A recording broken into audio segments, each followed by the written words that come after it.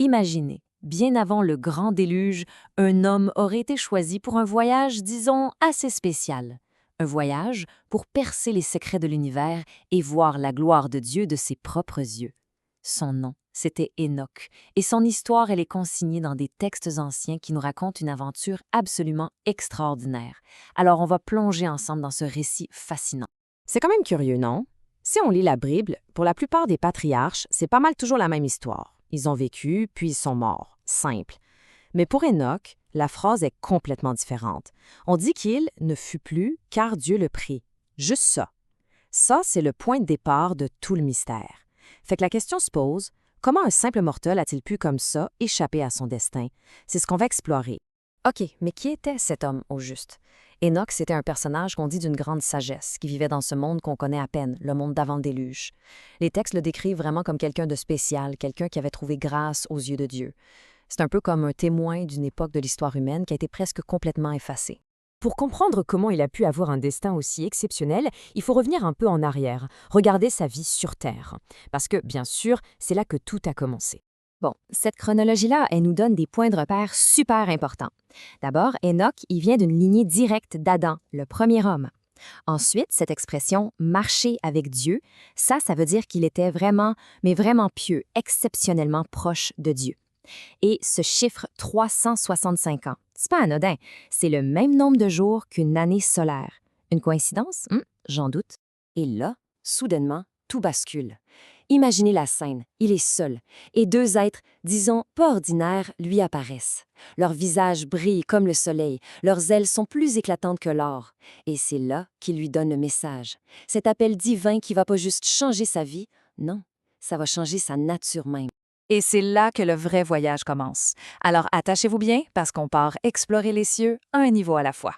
Dès le départ, le contraste est wow, vraiment saisissant. Le premier ciel, c'est comme une immense salle des machines cosmiques. Tout est ordonné, tout est précis. Mais tout de suite après, on arrive au deuxième ciel. Et là, c'est une prison sombre, pleine d'anges rebelles. C'est fou de penser à cette proximité, non? L'ordre parfait, juste à côté du châtiment.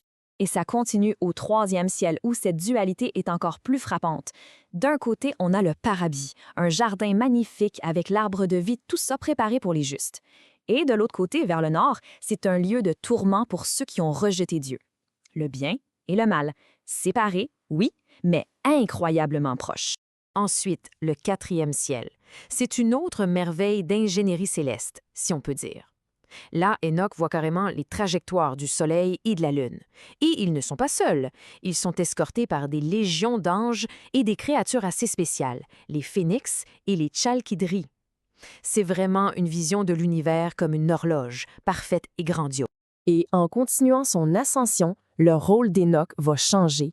Il ne sera plus juste un simple spectateur. Non, il va jouer un rôle crucial dans un des plus grands drames de l'histoire céleste, celui des anges déchus. C'est au cinquième ciel qu'Enoch les rencontre, ces êtres qu'on appelle les Grigoris. Ils ont une apparence humaine, mais en même temps, ils sont plus grands que des géants. On dit que leurs visages sont fatigués et ils restent là, dans un silence de mort, sans aucune adoration. On peut presque sentir le poids de leur erreur, de leur faute. Alors, leur crime, c'était quoi au juste? Eh bien, c'est simple. Ils ont abandonné leur place au ciel. Ils sont descendus sur terre, se sont mêlés aux humains, et de leurs unions sont nés des géants qui ont mis le chaos partout. C'est vraiment cet acte de rébellion qui a scellé leur destin. Et c'est là qu'on voit qu'Aosh n'est plus juste un observateur. Il devient carrément un messager de la justice de Dieu. C'est lui qui a la lourde tâche d'annoncer aux Grigoris le verdict, un verdict qui a déjà frappé leurs frères, ceux qui sont emprisonnés dans les ténèbres du deuxième ciel. Le voyage est loin d'être fini. On continue de monter, toujours plus haut. Là, on quitte les royaumes du jugement et de la mécanique céleste pour s'approcher du cœur même de la création. La tension monte. Plus Enoch monte, plus la lumière devient intense, presque aveuglante.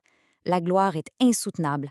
Arrivé au septième ciel, il est entouré d'armées de feu, des êtres d'une puissance qu'on ne peut même pas imaginer. C'est là que la peur le saisit. Il sent son corps de mortel qui est sur le point de se désintégrer devant tant de splendeur.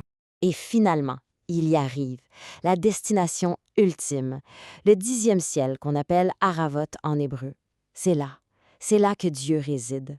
Après avoir traversé toute la création, Enoch arrive enfin au point de départ, à l'origine de tout ce qui existe. Mais comment décrire quelque chose d'indescriptible? Le texte, il utilise une image vraiment forte. Le visage de Dieu, il n'est pas décrit avec des traits humains, pas du tout. C'est plutôt comme une force pure, une lumière brûlante, étincelante, une présence qui dépasse complètement, mais alors complètement tout ce qu'on peut comprendre. OK, mais tout ce voyage, ce n'était pas juste une visite touristique du cosmos, là. Enoch a été amené jusqu'ici pour une raison bien précise.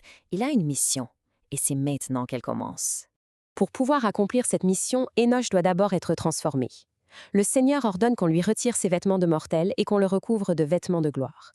Il est oint avec une huile spéciale, parfumée, qui brille plus que le soleil. Et quand il se regarde, il ne se reconnaît plus. Il est devenu comme un de ces êtres glorieux. Il n'est plus tout à fait humain. 366. C'est un chiffre précis et c'est énorme. Mais attention, ce n'est pas le nombre d'années qu'il a vécu. Non, non, c'est quelque chose de bien plus important. C'est le nombre de livres que Dieu lui commande d'écrire. Et chaque livre devait contenir les secrets de la création qu'il avait vue. Pensez-y, il a tout appris. Les cycles du tonnerre, les trajectoires du soleil, les langues que les anges utilisent pour chanter, les lois, les enseignements, absolument tout. Sa mission, c'était de devenir le scribe de Dieu, de ramener toute cette connaissance sur Terre. Un peu comme un avertissement, mais aussi un guide pour toute l'humanité à venir. Et c'est un peu là-dessus que l'histoire nous laisse. Le récit d'Enoch y traverse les âges comme un aperçu incroyable de la majesté de Dieu, de la justice, d'un plan éternel. Alors, on fait quoi avec cette révélation? Est-ce qu'on doit y voir un avertissement sévère, un rappel du jugement qui attend les méchants, ou plutôt un message d'espoir lumineux qui nous parle de la récompense promise à ceux qui marchent droit? Au fond, c'est peut-être un peu des deux.